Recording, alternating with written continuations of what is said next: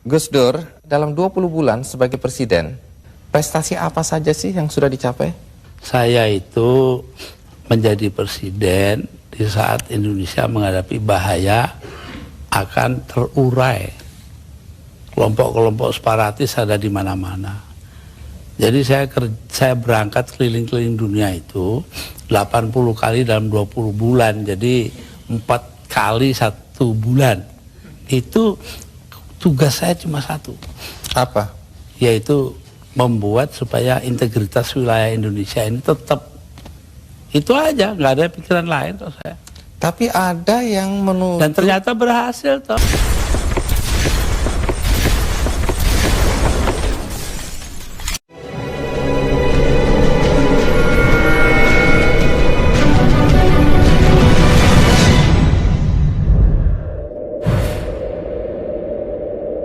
Mahkamah Agung bahwa maklumat Presiden Gus Dur bertentangan hukum hingga MPR yang tetap menggelar sidang istimewa tanpa kehadiran sang presiden. Ironisnya, dengan serta-merta pula MPR melantik Megawati Soekarno Putri sebagai Presiden kelima Republik Indonesia.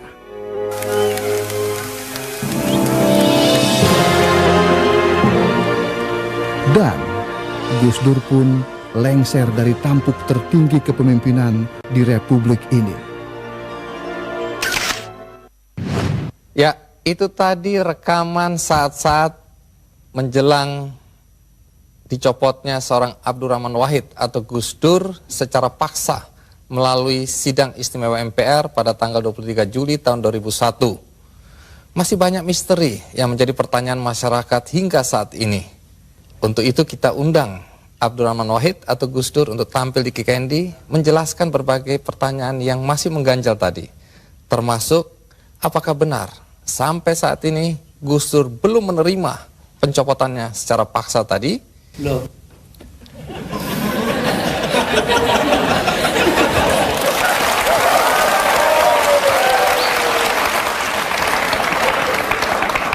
Jadi Gus Dur, tadi itu ringkasan dari peristiwa detik-detik terakhir Anda mengundurkan diri atau mundur atau dimundurkan. Nah, apakah sampai sekarang Anda dilengserkan? Apakah Anda masih tetap sampai saat ini tidak menerima dan menganggap itu tidak sah? Oh, enggak benar, enggak sah emang.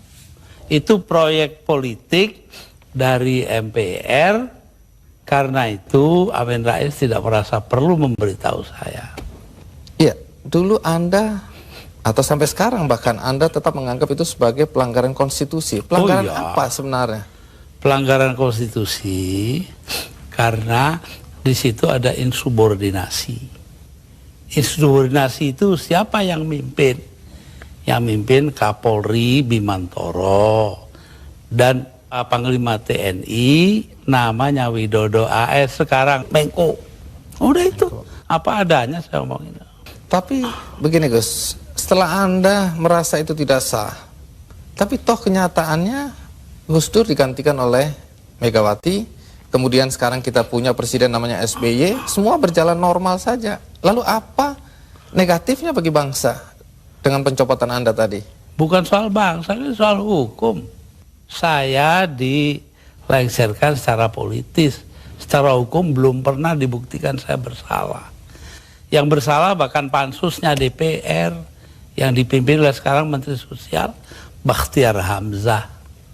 Yaitu menurut undang-undang pansus-pansus itu harus tutup pintu supaya nggak didengar orang dari luar.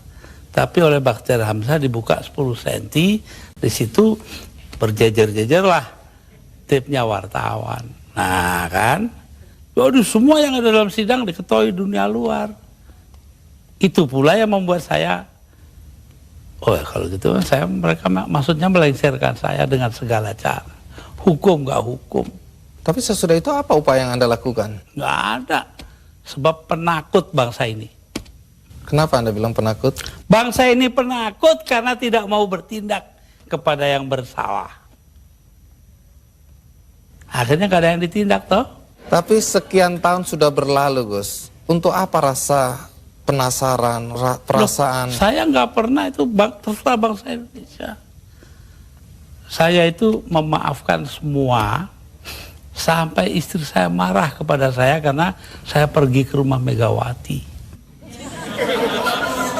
Tapi kenapa Anda lalu ke Megawati kalau memang Anda marah dan kecewa? Saya nggak marah, yang mestinya marah itu bangsa ini. Mereka diem aja lah, kenapa saya jadi ribut? Saya nggak mau ribut. Baik, Gus Dur. Tapi disuruh memandang itu benar, nggak bisa dong. Orang kan ada batasnya. Antara benar dan salah. Jadi yang benar dalam hal ini istri saya.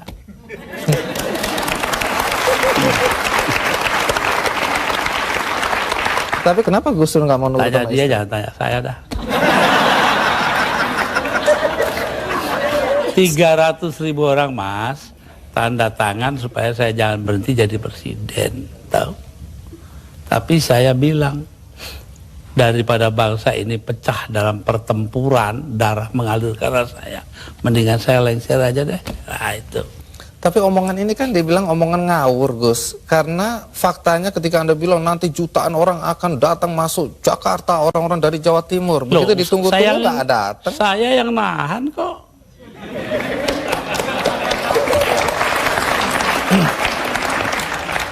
Jadi kalau nggak ditahan sama Gus Dur, datanglah beneran itu ya? Bukan begitu, artinya tetap saja kebenaran kita pertahankan, tapi sikap kita itu jangan sampai bangsa ini perang saudara. Dan itu pengorbanan Anda? Ya bagi saya bukan korban, biasa aja. Nah, satu pemandangan yang kurang elok, Gus. Anda keluar memakai celana pendek dan kaos oblong. Banyak orang bilang itu tidak pantas sebagai presiden Anda tampil seperti itu. Mengapa Anda tampil seperti itu? Lah ya itu supaya saya nggak dianggap presiden. Terus manfaatnya apa dengan dianggap tidak sebagai presiden? Loh, orang dingin hatinya, nggak jadi marah. Tapi Gus Dur, dalam upaya mencopot Anda, siapa orang yang paling bertanggung jawab atas pencopotan tersebut menurut Anda? 2. Siapa? Amin Rais dan Megawati. Mengapa? Hah? Tanya sana dong, kok tanya. Nah, kalau memang Megawati dan Amin Rais dianggap orang yang paling bertanggung jawab atas pencopotan Anda, apakah Anda dendam sama mereka? Lah, ngapain dendam sama Amin? Artinya Gus Dur sudah melupakan itu, sudah memaafkan. Maafkan, lupa sih enggak. Nah, pernahkah setelah peristiwa ini, apakah itu Megawati atau Amin Rais datang ke Anda untuk meminta maaf? Enggak ada. Mereka merasa dirinya benar, ya sudah. Besok-besok akan terbukti oleh bangsa ini sendiri kok. Pernyataan ini agak bertentangan dengan kenyataan bahwa kelihatannya Gus Dur sama Pak Amin Rais sama Ibu Megawati akur-akur aja, rukun-rukun aja. Saya di dunia ini yang pantas pemimpin Indonesia ya, yang pantas jadi musuh saya cuma satu, Mas. Siapa itu? Pak Harto. Artinya tapi apa itu pun saya di raya masih ke sana.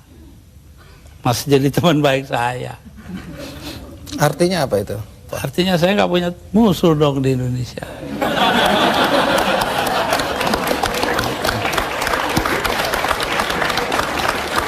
Ada satu hal, kita banyak mendengar bahwa teman-teman dekat Anda dulu menyesalkan kenapa Anda jadi presiden. Anda sebenarnya lebih layak menjadi guru bangsa, nggak usah ikut campur dalam perpolitikan yang nggak jelas itu. Saya diperintah oleh 5 orang sesepuh saya. Itu saja, kalau mereka memerintahkan apa saja masuk api, masuk api.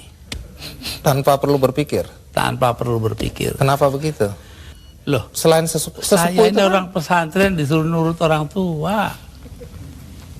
itu nggak bisa ditawar itu Gus ya? Nggak bisa ditawar. 5 orang itu, saya nggak sebut namanya.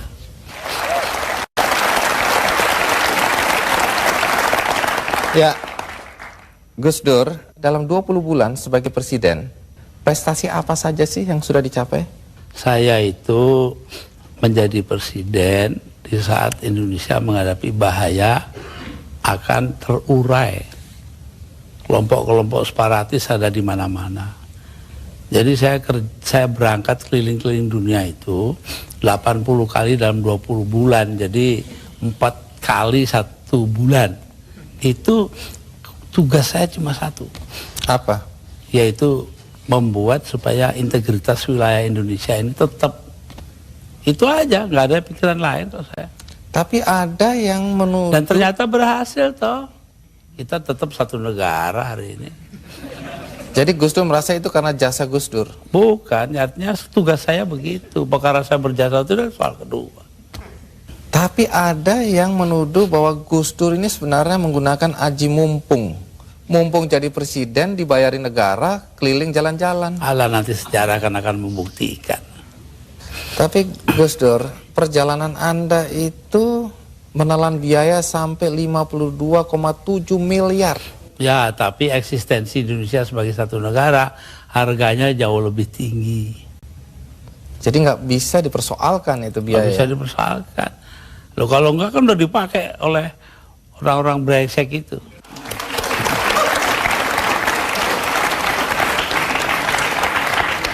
Salah satu yang masih menjadi perdebatan sampai sekarang adalah ketika Gus Dur membubarkan Departemen Sosial dan Departemen Penerangan.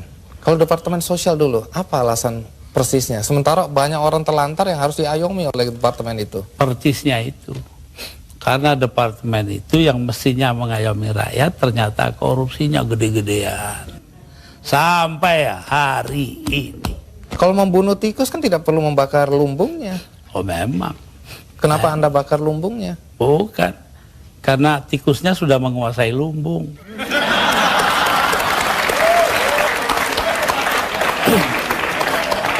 Depan dibubarkan. Kalau Depan jelas. Akibatnya sekarang pers itu sangat tidak terkontrol. Begini Bahkan pornografi sekarang merajalela. ya. Betul. Itu dosa Anda loh. Enggak dong. Dosa yang nyarin. Saya diapa-apakan itu saya bekerja menurut ketentuan Undang-Undang Dasar. Undang-Undang Dasar menjamin kebebasan berpikir. Dan itu hanya mungkin kalau Depan nggak ada. Sekarang nggak ada kebebasan berpikir. Tapi kalau kebebasannya seperti sekarang nggak ada yang kontrol, Gus. Loh, Siapa ya aja bisa. Kita kontrol nanti dong.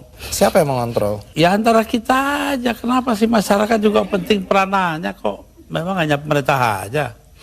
Baik, Gus. Satu lagi hal yang dicatat ketika Anda menjadi presiden dan agak kontroversial, yaitu masalah PKI.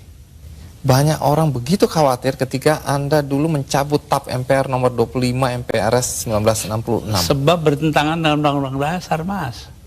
Tapi itu ada kesan pembelaan Anda terhadap orang-orang ex-PKI dan keluarganya. Terserah, kesan nggak kesan terserah. Apa alasan Yang Anda? terpenting itu bahwa tugas mengucilkan PKI itu bukan tugas negara. Itu yang penting. Apa artinya pemisahan agama dari negara kalau negara ngurusin segala hal? Padahal yang menentang PKI kan cuma beberapa gelintir orang aja. Jadi Anda tetap merasa bahwa apa yang Anda lakukan mencabut TAP MPR itu benar?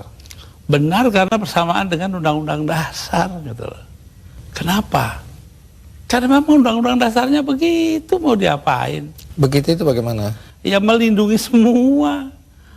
Ya itu hasil daripada 7 abad lamanya kita berpancasila tanpa nama, yaitu yang dinamakan Bhinneka Tunggal Ika. Berbeda-beda tapi satu tujuan. Nah ini yang penting kita ngelihatnya dari situ. Kalau belakangan ini ada kekhawatiran PKI akan bangkit? Kenapa takut? PKI aja ditakuti.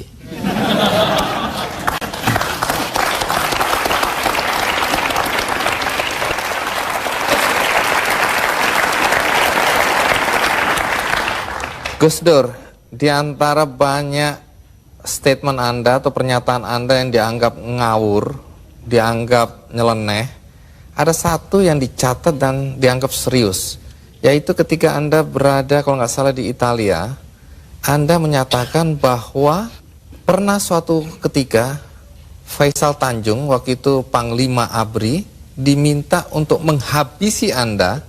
Jadi yang minta adalah Pak Harto. Anda dan Megawati ingin dihabisi. Dan statement itu terbuka loh, Gus Dur. Dugaan Anda kata-kata dihabisi ini, dihabisi karirnya atau dibunuh? Tanya Pak Harto. Kenapa? Karena Faisal Tanjung mengucapkan itu. Lalu Pak Wiranto sebagai Panglima Kostrad nelpon saya, Gus, Panglima saya kok bilangnya begini-begini, ya. Saya anggap itu soal politik lah. Pak Harto juga bukan soal pribadi kok, itu soal politik. Politik mengharuskan itu ya itu, tapi saya tahu juga kebiasaan Raja Jawa.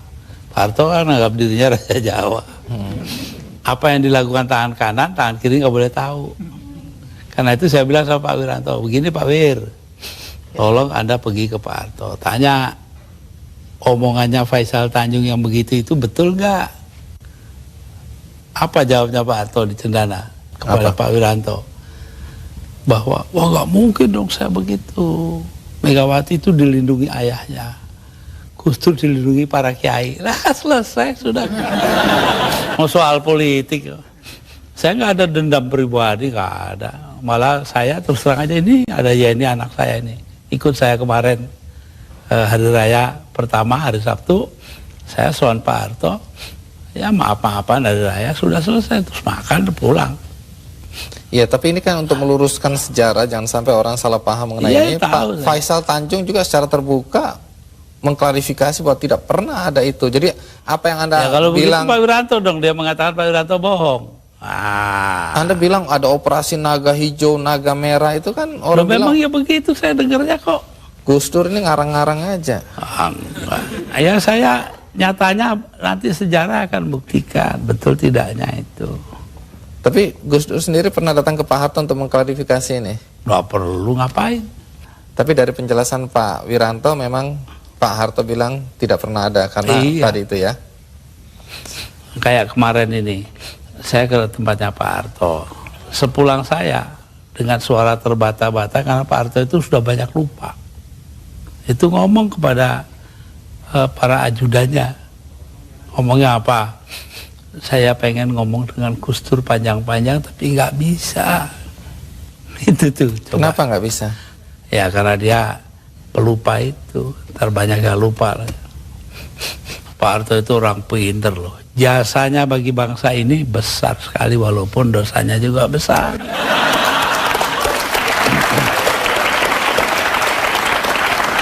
Ya, jangan dilanjutkan dulu Gus Dur, kita break dulu. Tapi sebelum kita lanjutkan, ada beberapa pendapat para tokoh mengenai Gus Dur. Ini dia cuplikannya.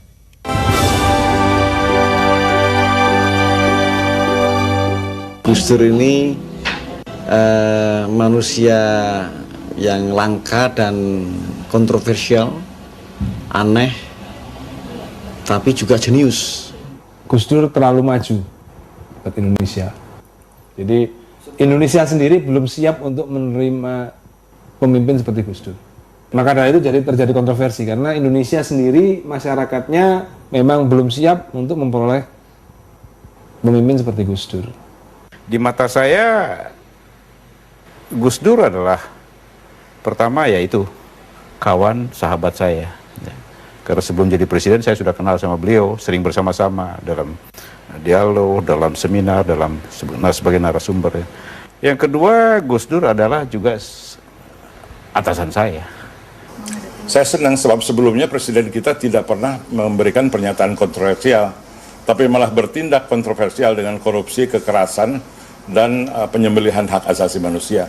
Jadi saya senang ada presiden yang memperjuangkan pluralisme, demokrasi, yang untuk Indonesia dianggap kontroversial.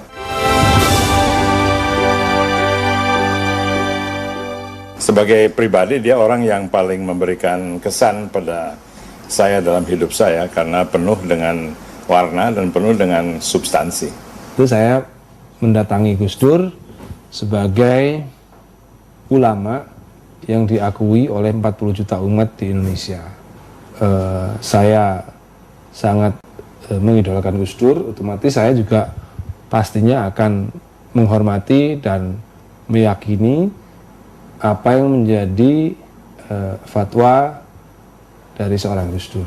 Pada saat Bapak Presiden merencanakan mengeluarkan dekret, terjadilah perbedaan pendapat. Karena sebagai Menko Polhuskam, saya menganalisa kalau dekret sampai keluar, keadaan akan semakin memburuk. Itu kira-kira mungkin sudah 20 tahun yang lalu ya. Nanti saya kenal Gus Dur sudah lama. Tapi mengenai koalisi itu akan secara alamiah nanti.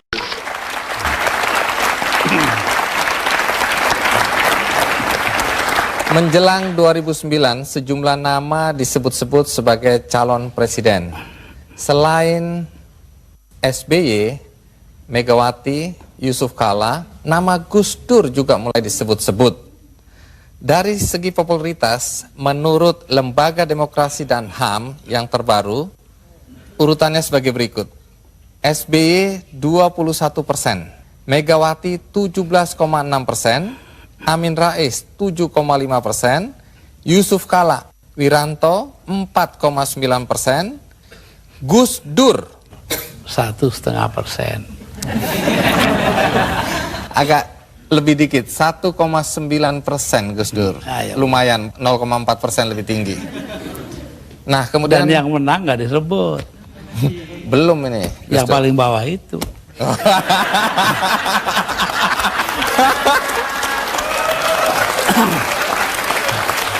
Pertanyaannya, apakah Gus Dur juga berminat mencalonkan diri sebagai presiden pada pemilu 2009 nanti? Saya ini kalau diperintahkan oleh 5 sesepuh, ya saya akan jadi calon. Tanpa tim sukses, tanpa duit. Dulu begitu. Kalau Gus Dur maju tadi tanpa uang, tanpa macam-macam, lalu modal Gus Dur apa? Kepercayaan masyarakat. Apa Gus Dur yakin masyarakat masih percaya sama Gus Dur? Loh. Ayo ikut saya yuk, nanti kalau saya ke situ Bondo 250.000 orang. Berbanding 100 atau 200 juta sedikit sekali itu Gus. Loh, kalau cuman dia lah banyak. Saya ini tiap 2-3 hari sekali, 2 atau 3 hari sekali ini kiai kampung. Kalau mau ikut nanti hari Kamis ke Cicalengka dengan saya, tempatnya Ajengan Said. Itu 3.000 kiai kampung. Kembali ke dalam konteks Gus Dur akan mencalonkan diri, katakanlah setelah mendapat restu dari 2 kiai lainnya. Pertanyaannya, dengan kondisi penglihatan yang terkendala ini Gus Dur, dan itu menjadi hambatan ketika Gus Dur dulu mau maju oleh KPU, dianggap bahwa tidak memenuhi persyaratan kesehatan fisik. Melanggar undang-undang. Tapi kan itu masih ada sampai sekarang Gus Dur. 4 buah undang-undang karena KPU-nya dibiarkan curang. Kalau kemudian itu terjadi lagi sekarang ini tahun 2009? Ya biar aja. Rakyat masih ada ini. Tapi Gus Dur berarti nggak bisa maju dong? Apa? Nggak bisa maju karena Terus saya itu terkendala oleh... nggak butuh maju kok. Orang tua itu kan punya solusi sendiri nanti. Ini sedikit berandai-andai Gus Dur. Kalau akhirnya Gus Dur tidak maju, siapa tokoh yang Anda anggap pantas untuk memimpin bangsa ini ke depan? Lebih dulu tanyalah, apa yang harus diperbuat bangsa kita. Bangsa kita ini paling kaya di dunia, kok jadi paling melarat sekarang? Artinya? Karena korupsi dibiarkan, tidak ditindak.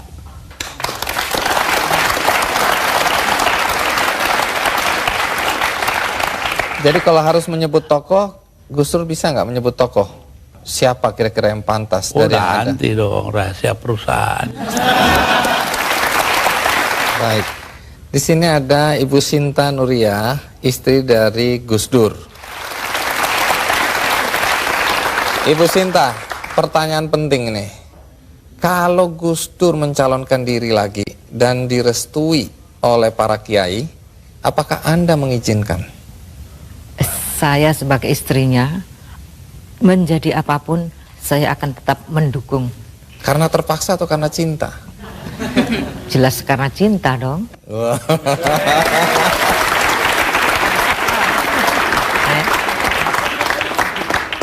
Tapi boleh tahu nggak, mana yang membuat Anda bahagia? Sebagai istri Gus Dur sekarang atau sebagai istri Gus Dur ketika menjadi presiden?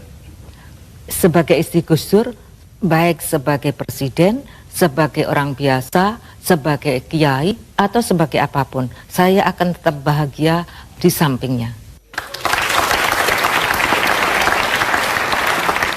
Saya baca di biografi Gus Dur ini, dulu Anda ini cantik dan diperebutkan. Sekarang sih masih cantik juga. Tapi dulu Anda cantik dan diperebutkan oleh banyak pemuda. Tapi yang tidak terungkap di sini, mengapa Anda mau kawin sama Gus Dur? Karena itu adalah kehendak Allah. Yakin? Saya yakin. Saya dapat informasi katanya Anda dipaksa oleh paman. Paman siapa? Jadi Saya punya paman. ah. Nanti dulu. Nanti dulu. Namanya Pak Aziz Bisri. Ya, dia marah. Loh kok Nurya itu mau aja salaman dengan Abah Kiai Bisri Sansuri, kakek saya dari ibu. Kenapa? Saya kan juga pengen salaman. Nah, itu paman ngiri. Oh. Ibu Sinta, apa sifat-sifat Gus Dur yang paling menyenangkan buat Anda?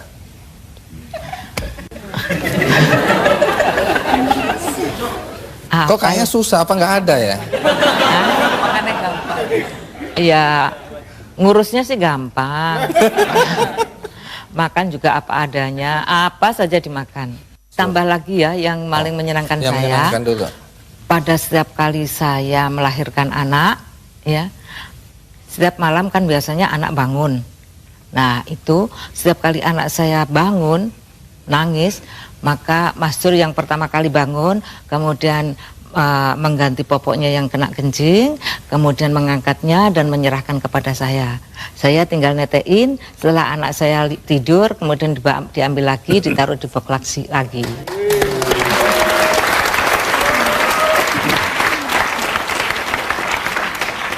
Pertanyaannya, kalau yang menjengkelkan, apa sifat-sifat Gus Dur yang menjengkelkan? Yang menjengkelkan ya kalau urusan kesehatan susah sekali diaturnya.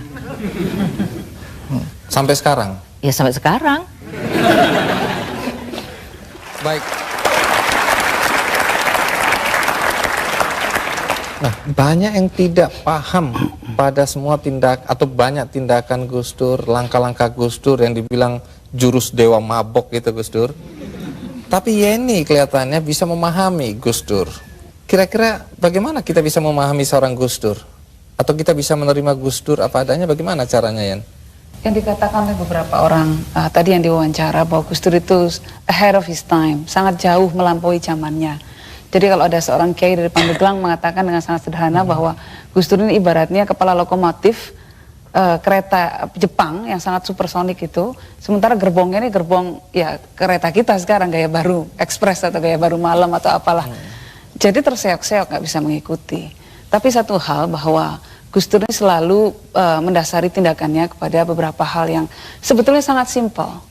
Keinginan beliau adalah menciptakan perdamaian dan rekonsiliasi. Jadi seperti dikatakan tadi misalnya PKI dan lain sebagainya, itu hanyalah upaya, sedikit upaya bagaimana terjadi rekonsiliasi di antara sesama anak bangsa di Indonesia ini. Itu, jadi sebetulnya tidak ada kontroversinya kalau kita bisa memahami dari gambaran besar seperti itu. Lalu soal tadi kebetulan karena saya ikut menemani pada waktu pakai celana pendek di halaman istana, itu sebetulnya adalah upaya terakhir dari Gus Dur, ya waktu menjadi presiden masih, atau hari-hari terakhirnya lah, untuk mengajari bangsa ini untuk berpikir mendahulukan substansi bukan bungkus. Nah, pada saat Gus Dur rajin mengkritik SBY waktu itu, Anda justru masuk menjadi staf ahli presiden. Ya. Apakah Gus Dur tahu atau Anda diizinkan? Sangat tahu, dan saya diizinkan. Ya. Tidak ada masalah, itu urusan dia.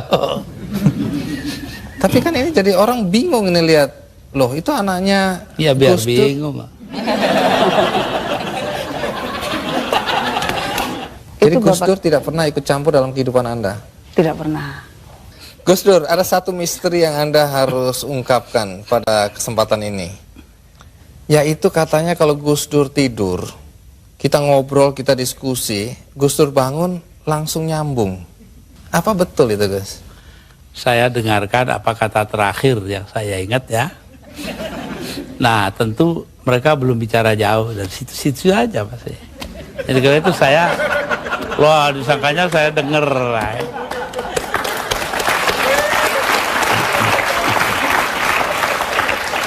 Nah, di sini ada Anita, salah satu putri dari 4 putri. Sayang Alisa yang paling tua nggak bisa hadir ya. Tapi ada 3 putri yang hadir di sini. Pertanyaannya sederhana aja, Anita. Bagaimana perasaan Anda jika membaca atau mendengar bahwa Gus Dur dihujat? Reaksi pertama seperti apa? Terutama ketika menjadi presiden.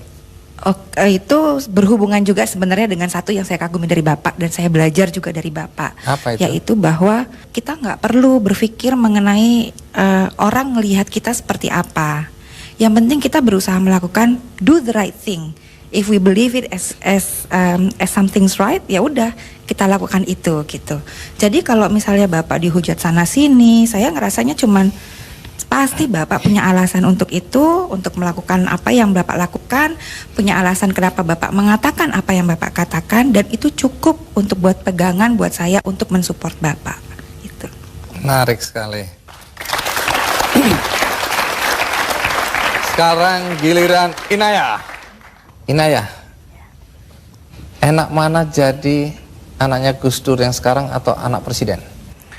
Yang pasti jadi anaknya Gus Dur dalam berbagai kondisi, mau jadi presiden, nggak jadi presiden, mau jadi ketua PBNU, selalu bahagia jadi anaknya Gus Dur, apapun itu.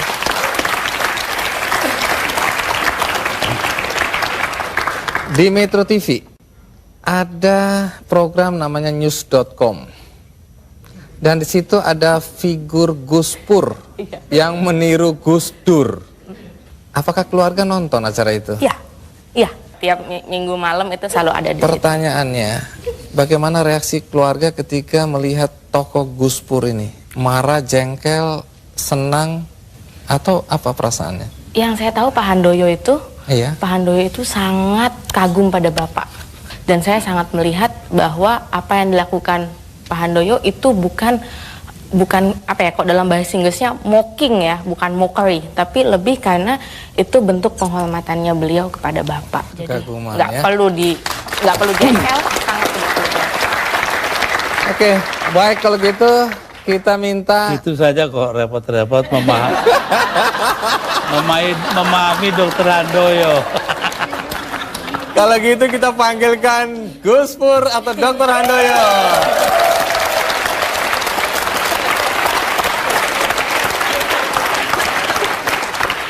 Nah, kalau orang bertanya, Ya, silakan duduk. bagaimana sikap Anda terhadap Gus Pur? Saya bilang, itu advertensi gratis.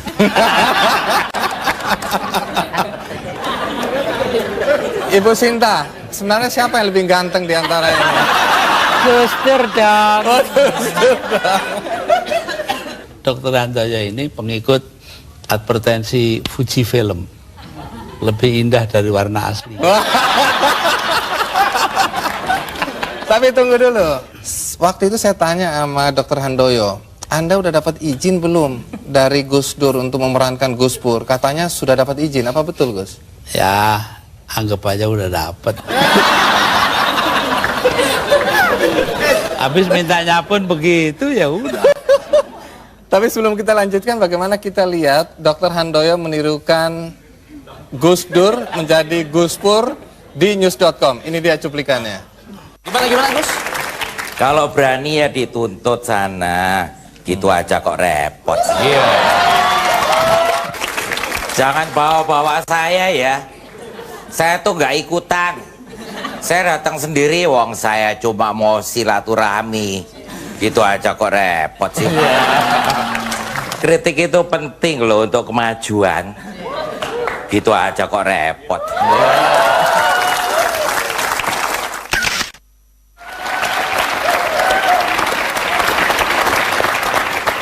Tapi Dr. Handoyo pernah mengatakan ke saya bahwa memang beliau ini sangat mengagumi Gus Dur. Apa yang Anda kagumi dari Gus Dur?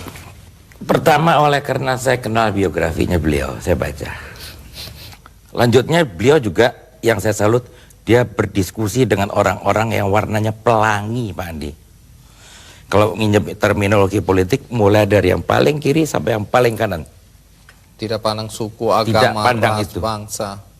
Dan beliau selalu dalam mindsetnya Gus Dur itu ada paham. Pertama keislaman, kedua adalah keindonesiaan, yang ketiga adalah kemanusiaan. Kemanusiaan ini beliau implementasikan dalam satu kata, demokrasi, pluralisme, kesamaan di hadapan hukum, tidak ada diskriminasi. Anda udah mulai berani menyimpulkan pemikiran Gus Dur ya? Dikit-dikit dapat, Pak Andi. Oleh karena saya baca. Nah, Gus Dur, Dr. Handoyo ini dianggap mampu menirukan Anda secara persis di news.com. Tapi kalau boleh jujur, menurut Gus Dur, apa yang nggak bisa ditiru oleh Dr. Handoyo? Ya nanyanya yang keliru, ke dia jangan ke saya. Apa yang nggak bisa berkomentar tentang apa yang tidak bisa dilakukan oleh Dr. Handoyo mengenai Gus Dur? Nah, ini pengakuan yang jujur dari istri ini. Coba apa? Satu hal yang dikenal oleh masyarakat tentang Gus Dur adalah juk-nya. Kemanapun juga orang hanya seakan bertanya, apa juk terakhirnya Gus Dur? Nah, yang itu yang tidak muncul dari Pak Dr. Handoyo. Wah, harus belajar banyak ini kelihatannya. Baik, luar biasa Gus Dur. Sebelum kita akhiri acara ini, kita akan membagikan buku biografi Gus Dur yang ditulis oleh Greg Burton. Ya. Untuk kita yang hadir semua dapat satu-satu. Ya. Dan bagi Anda pemirsa yang ada di rumah, Anda juga bisa mengakses buku ini melalui kikendi.com. Dan Gus Dur, sebelum berakhir, kita punya sebuah karikatur untuk Gus Dur. Sebentar.